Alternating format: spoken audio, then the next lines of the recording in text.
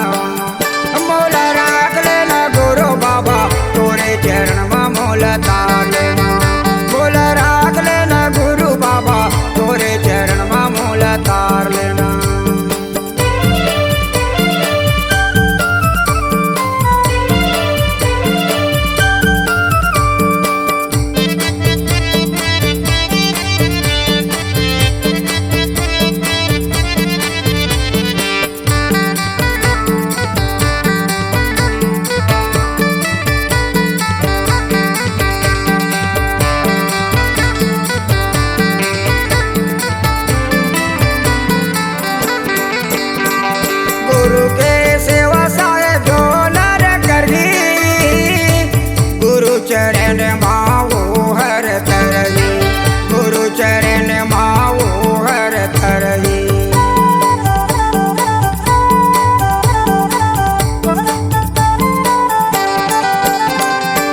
गुरु के सेवा साहे जो नर करही, गुरु चरण माओ हर तरही, गुरु चरण माओ हर तरही।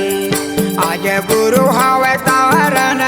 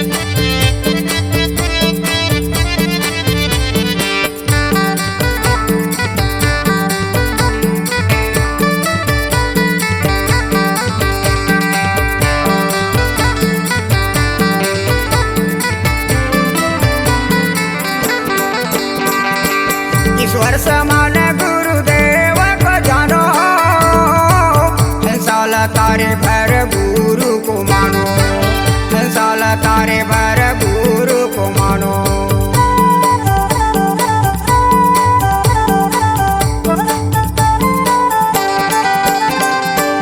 ईश्वर समान गुरुदेव को जानो, साल तारे भर गुरु को मानो, साल तारे भर गुरु को मानो।